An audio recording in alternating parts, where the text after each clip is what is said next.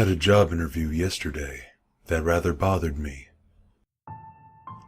The ad was rather vague, but I was as desperate for a job as the next guy, so I jumped on the interview offer. I did think it was odd that the interview was so late. By the time I found the place, inky autumn darkness surrounded the building like a sinister halo, held back only weakly by buzzing orange street lamps. Set at the back of a wide parking lot wasteland, the place seemed like it fit perfectly with the rest of the factory district. A long, low, and massive structure, sided with aluminum and brick.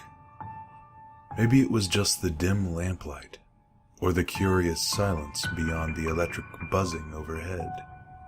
But I immediately disliked the place. The chilly walk-up had me constantly looking around, as if someone might rush from the distant darkness and rob me. Yeah, if they wanted to run a half-mile across a dim orange parking lot. For a few tense minutes, I tried blank doors set in the side of the building.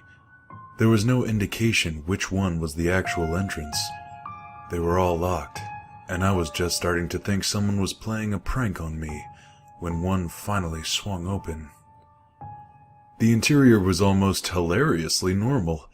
A nice, clean office waiting room lay within. My concerns about my situation faded, and I smiled with relief. "I'm here for the—" I began to say, approaching the receptionist window. There was nobody on duty. The space behind the window was dark and empty. Confused, I examined the waiting room. The lights were on, and the front door was open. Surely somebody was working. Maybe they just didn't have a receptionist this late. So, what? Was I supposed to just walk around the rest of the building? Find my potential boss by wandering around?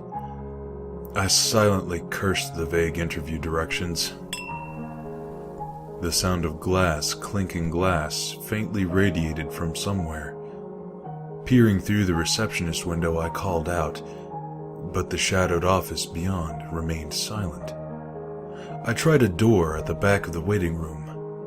Locked. I tried the one next to it and it swung open easily, surprising me.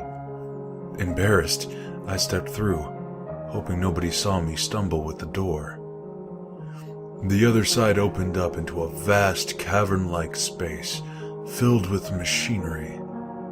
The jumbled mechanical beasts lay quiet and dim. Was this a manufacturing job? On the far side of the factory, I saw a single bright light hanging over an active machine. I approached the operator carefully. Overweight and hunched uncomfortably over the controls, he seemed to be quite focused. As I grew closer, I shouted over the rising mechanical screech. "Hello?"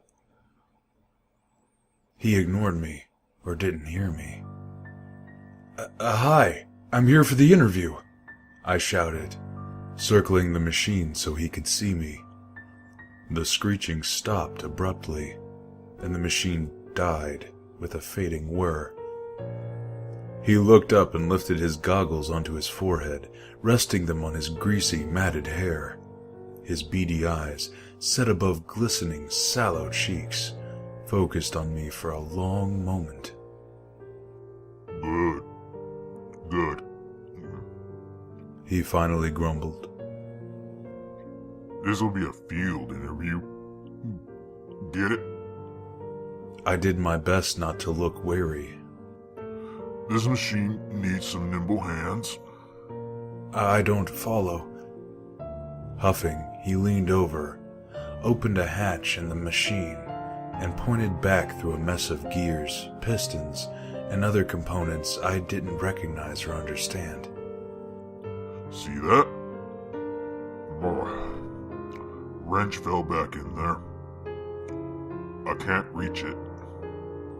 Leaning close to him to see inside, I held my breath against his rank body odor. The air near him seemed to be moist from sweat, and his breath was a foul mix of smoke and liquor? Not wanting to be rude, I said nothing. "You want me to reach in and get it out?" I asked, wondering if he was serious. Well, I sure can't do it. He shot back, rubbing his round belly near strange stains on his shirt. I considered the idea. The machine was rather low and wide. To reach the back, I'd have to crawl completely inside the hatch, among all sorts of components that were obviously in motion when the machine was in operation. "Shouldn't you power it off or something?" It is off, kid. "But I just saw you running it." Just in maintenance mode. Now get in there. Or don't you want this job? Frowning, I leaned closer to the hatch. In the corner of my eye, I saw him lick his lips. I was thoroughly freaked out, but I needed a job. I leaned in a little, trying not to get too near any of the jagged parts that might suddenly start moving. Shaking, I reached out, but I couldn't reach anywhere near the back. Come on. Get all the way in there. He insisted. I imagined I could barely detect a strange note of excitement in his tone. I moved in another few inches. In the muffled, cramped darkness within, I peered around at the pistons and tubes near my head. I had the sudden fear that, once I crawled inside, he would shut the hatch behind me, trapping me, and I still couldn't see the wrench he was talking about. I could almost feel the pistons coming down and crushing me, or the gears rotating and ripping into my limbs. No job was worth this. I slid out. "Sorry, man, I gotta go." Making some polite excuses, I practically bolted back out through the waiting room and into the chilly night, immensely relieved. I spent the drive back running over the events in my head, wondering if I'd just read too much into everything, wondering if I'd freaked myself out for no reason and blown a chance at a real job. As my fear faded, I began shaking my head at my own stupidity. It had been nothing, and I probably really offended that guy. When I got home, I had an email about the interview.